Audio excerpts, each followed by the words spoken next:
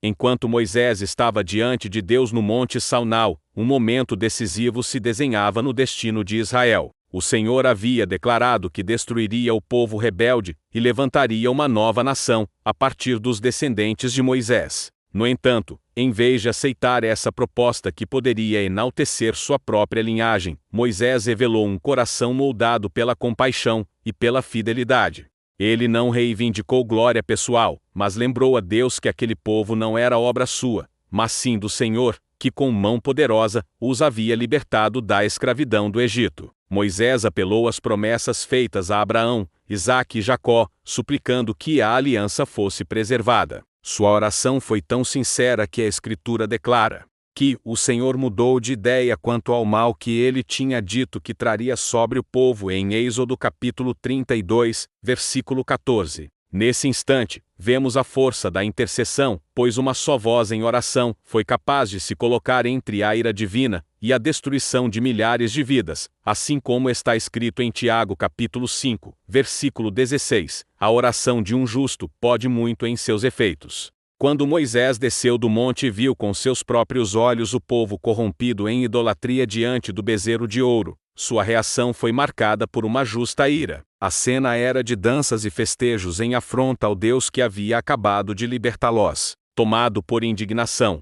Moisés lançou ao chão as tábuas da lei, quebrando-as diante do povo. Esse gesto não foi um acesso de fúria irracional, mas um ato simbólico que representava a ruptura da aliança, já que Israel havia transgredido o pacto, antes mesmo de desfrutar plenamente dele. Deus não o repreendeu, mas mais tarde ordenou que novas tábuas fossem confeccionadas, reafirmando que sua lei é eterna, imutável e jamais perderia o valor, como está registrado em Deuteronômio capítulo 10, versículo 2. Esse episódio nos ensina que a lei de Deus é santa, e quando violada, traz consequências sérias, exigindo arrependimento e restauração. Na sequência, Moisés confrontou Arão com firmeza, expondo a gravidade de sua conivência com o pecado do povo. Arão, em vez de assumir sua responsabilidade, tentou justificar-se de forma absurda, atribuindo a formação do bezerro a um suposto ato mágico. Eu lancei o ouro no fogo, e saiu este bezerro, como narra Êxodo capítulo 32, versículo 24. Essa desculpa não apenas demonstrou covardia, mas também o poder do pecado em gerar novos pecados, pois da idolatria veio a mentira.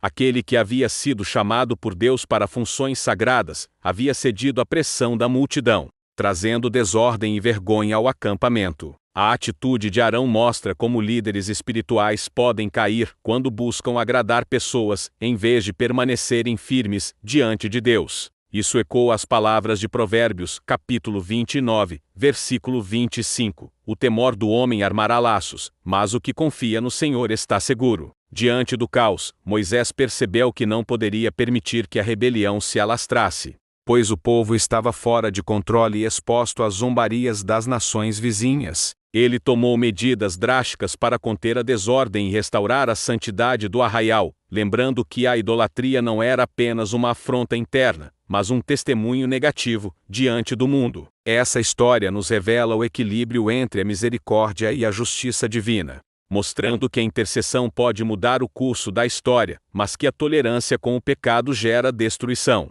Assim como Moisés se colocou entre Deus e o povo, Jesus Cristo é hoje o nosso intercessor diante do Pai, como está escrito em 1ª Carta a Timóteo capítulo 2, versículo 5. Há um só Deus, e um só mediador entre Deus e os homens, Jesus Cristo, homem. Por isso, somos chamados não apenas a orar por nós mesmos, mas também a interceder pelos outros, para que a misericórdia alcance aqueles que estão no caminho da perdição. Essa narrativa nos leva a uma reflexão prática. Se Moisés foi capaz de interceder por um povo rebelde, quanto mais nós devemos interceder por nossas famílias, amigos e até por aqueles que não conhecemos. A oração intercessória não é apenas uma prática piedosa, mas uma arma espiritual poderosa que pode transformar destinos. Em Efésios capítulo 6, versículo 18, o apóstolo Paulo nos orienta: orem em todo o tempo no Espírito, com toda oração e súplica, e vigiem nisso com toda perseverança e súplica por todos os santos. Portanto, a pergunta que ecoa para cada um de nós é: por quem precisamos orar hoje?